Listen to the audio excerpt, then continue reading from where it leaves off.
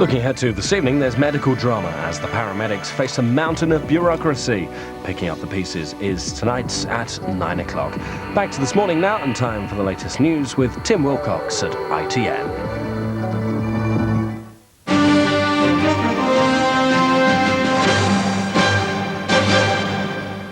Interest rates are expected to fall again today when the Bank of England Monetary Policy Committee announces its monthly ruling.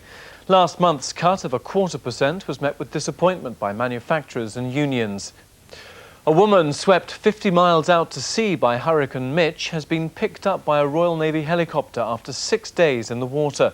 Isabella Ariola was found clinging to some wreckage. She's being treated for hypothermia in the sickbay in HMS Sheffield, but is otherwise reported to be well.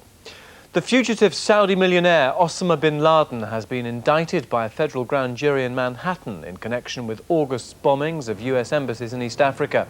The explosions killed more than 250 people, including 12 Americans, and injured more than 5,000 in Nairobi.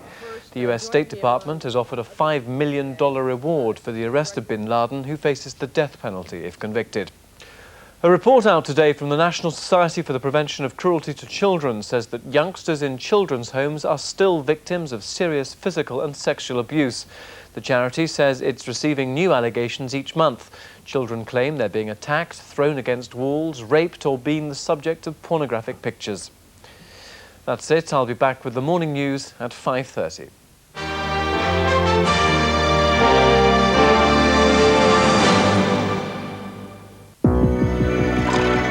And after the morning news at 6 o'clock, we join the team at GMTV. But now on ITV, news on your favourite programmes with the Nightscreen.